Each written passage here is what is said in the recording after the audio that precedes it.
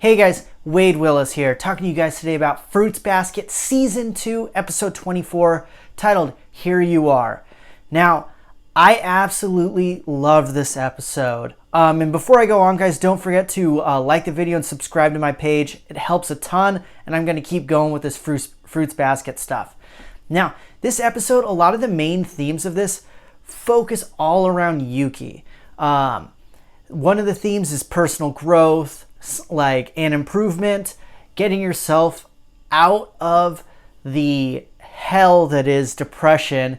And with that, you kind of need a person to help you through this, like a guiding light, something that gives you hope to help you through this. And self-awareness, not self-deprecation. But really, self-awareness is super important. And as I mentioned, Yuki, I'm going to focus all on Yuki. There's other stuff that happens with Toru and Kyo. I'm going to focus on the things that happen with Yuki because I think it's super important for the future of the story, and I just loved what they did with this. Now, they show Yuki's improvement and how he's changed as a person through, like, they compare and contrast him basically to Machi and Akito. And they started off with Machi kind of having a flashback to when Yuki was asking her like what her favorite color is, and she actually didn't even remember, or she didn't even know what her favorite color is.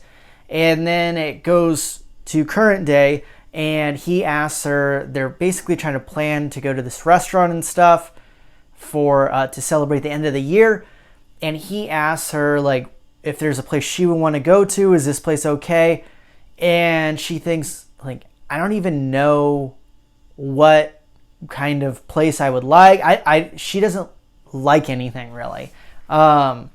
Which is just, it's so sad that someone doesn't have a favorite color, doesn't have a favorite place to eat. And it's, like, superficially, it doesn't seem like a big deal. But then we get into more why she is how she is, but she doesn't even know what she likes, and it's heartbreaking. And eventually Yuki says to her, like I want to see the world through your eyes. And it's really cute. But then the VP, which is Machi's, half brother, calls him out on it, and it's like, dude, how you're such an airhead. How can only an airhead would be able to say that with a straight face? Like, it's so cheesy. Which it is cheesy, but when Yuki says it, he honestly means it through the bottom of his heart. And this throws off Machi so much. And she knows that he's trying hard, and she's just confused as to why he says these things and why he's saying that he cares. Why does he want to see anything through her eyes? And then we get a deeper look into Machi's life. And I was hoping that we would get into this in this episode, and it was as sad as I expected. You see her house, it's like in shambles, or her apartment that she lives by herself at. Her mom calls her, and just as soon as she starts talking to her mom, you see how crappy of a person her mom is. Her mom basically like is telling her like, you're so dull, you never change, all these things. And there's flashes back and forth to like now talking to her mom and in the past talking to her mom, where you see all the pressure that has been put on Machi, basically because we know that there was kind of the competition between her and her half brother of who was going to inherit like the family business and all the family stuff, which is similar to things that Yuki kind of dealt with because he was kind of the chosen one in a way, and there was so much pressure on him. So when we see things with her, it reminds us of the stuff Yuki went through. Not only with the pressure that he had as the family, as the heir to the empire, but also how her mom treats her is kind of the horrible and degrading way. Now, obviously, I don't think they don't show her being like beat by Akito, like by her mom, like Akito would like hit Yuki and stuff, and how just ruthless and horrific Akito was to Yuki and is to Yuki. But it's still bad nonetheless. And she talks, you see, they talk about the pressure, how she only thinks about the demands, about like having to master everything. And this ended up leading, and it didn't lead to it, but she was still abandoned. She's still on her own. Her mom has nothing to do with her other than calling her to belittle and make her feel like not even a human. And because she was so like, had so much tunnel vision and was so focused on having to master things, she didn't even think about what she likes, like what she doesn't like. She's just focused on the goal at hand the whole time, and was still thrown away like trash. And just her mom, who put all that pressure on her, and then has the audacity to talk about how dull she is and how no one wants to be her friend because of how dull she is. It's such crap. And there are tons of, and it's not a majority, but there's lots of parents who treat their children like this. Parents who treat their kids like how Akito treated Yuki. Parents who treat Machi like that way. And it's just so sad, and this show does such a good job. And even though, yeah, it's a fantasy with the zodiac and all of that, but this shows how horrible depression and like what things can lead to mental health issues and all of this stuff better than anything I've ever seen. She goes to sleep and then just wakes up, and the only thing that kind of is pushing her through is thinking about Yuki, and she starts thinking like, remembering how when she first saw him, like you see all his fan club, just like, oh, there's Yuki, oh, he's a prince, he'll never end up alone, all these things. But Machi is the only person who really saw that loneliness in him. And she noticed that he is actually like improving and growing little by little. She's noticed this the whole time. And this really impacts her. And I think other than Yuki's kindness that he's showing her and like wanting to see things through her eyes, it's the fact that she's seen that he is improving. I think to me, this is how I see it. She might have a chance to be able to do that too. And that's what's giving her hope. Whereas Toru was basically the guiding light, the thing that caused Yuki to be able to grow, the catalyst. Like, you still have to do it on yourself, but you need that ray of hope to be able to get you out of that, hole that is like depression and like just no self-worth. And so I'm getting like chills thinking about it, because it was just it was heartbreaking and beautiful at the same time, seeing her go through this process. Why would he want to see this through my eyes? I'm a void, I'm defective, I'm like a doll with missing parts, things like that. And she's like walking and she's like, am I invisible, or are the people around me invisible? Like, am I even needed in the world? And these are things that people think about before they go into things that are, even worse, maybe ending their life and things like that, because they feel like there's no purpose to their life. People need that ray of hope. She ends up going to the event and runs into Yuki there, of course, because he's the one that invited her, and all her stuff spills, and he sees that she has that maple leaf that he gave her. And he's like, oh, is that maple leaf I gave you? And she tries to deny it, and he's like, oh yeah, it couldn't be that. And she's like, well, it may be. And he's like, well, is it or isn't it?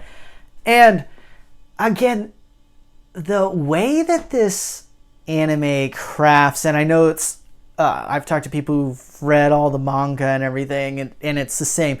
But the way they can craft the humor into it while they're dealing with things that are so deep and then going back into deep things, it's spectacular. There's nothing that does it as good as this. She's like feeling awkward, which of course it's kind of embarrassing. And he's like, well, you made it into a bookmark. I'm happy that you're like treasuring this. She's like, I don't treasure it. And they're kind of bickering, and her stepbrother shows up, and he's like making jokes about it. And then they realize like, oh, like, and they see that she put like a red bow on, and they're like, oh, you like red? And then Yuki says to her like, well, now I know the answer to my question. And this really resonates with her. Because earlier on, she's like, he probably doesn't even remember asking me this question. And she's like, wow, now she knows that he remembered. Not only did he remember, but he's like thinking about it right now. And it means a lot to her. And it just made me so happy. And I hope Machi and Yuki end up happy. I like the idea of them together. And I love how we can see how much Yuki has grown by looking at Machi. They're not exactly the same people, but they've gone through similar things. And you're able to see how much Yuki has grown through seeing how Machi is right now. So it's amazing. The writing in this is fantastic.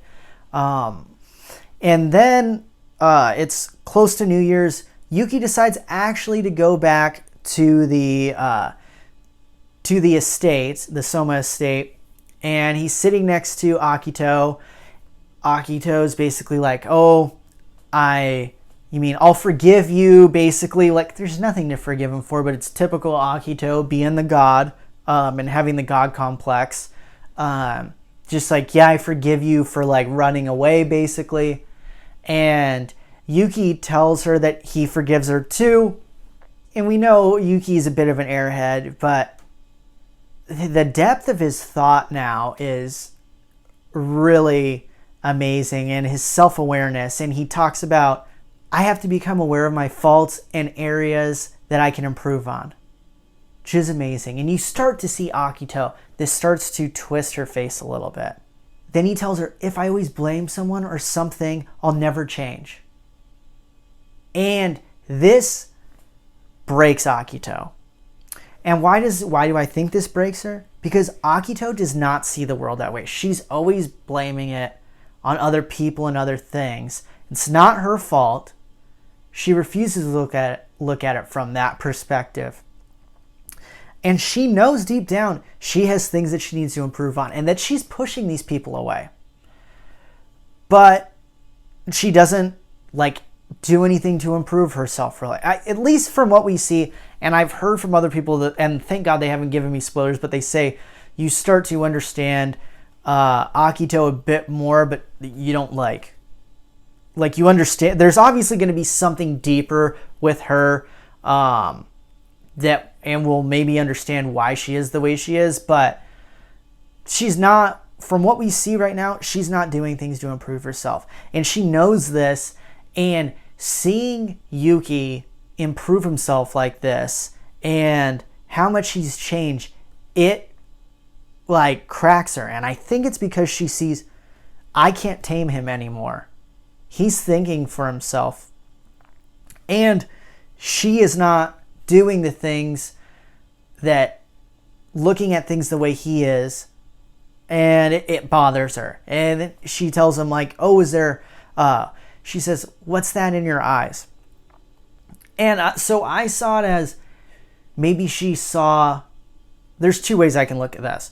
One, she's like, sees that the way he's looking at things is completely different, and then that's why she flips out and smashes the thing on him. Or like she's just saying, what's that in your eyes, and then hits him like, here's something in your eyes. I think it's more of like the first one, but that's just my opinion. Yeah, very intense. She ends up, they get Akito, kind of like get her off of Yuki, and Yuki's like kind of like thinks to himself, he's like, yeah, I'm sorry. He doesn't say this to her, but I'm not going by your side ever again. So, and I believe after that, Shigure's like, says something to the effect of like, is Akito gonna like teach them a lesson? Because everyone's kind of, this might be the most the Zodiacs have ever strayed from God in history. I don't know. Maybe we'll see more about other Zodiacs from the past, but she's really losing control of them. And I'm really excited to see what happens, but I just really wanted to focus on how much Yuki has grown and just the horror that Machi's gone through. And I just really like her, and just the themes in this episode were so powerful, and I love how they showed Yuki's growth. Like, we've seen it, but sometimes you don't realize it until you compare him to Machi and you compare him to Akito. Then you really see with his interactions with them and how they are looking at him. He's such a different person, and it makes you so happy to see it because Yuki's so likable. You gotta love him. So I'm super excited for the next episode, but I'd love to know your guys' thoughts on this. Please comment below.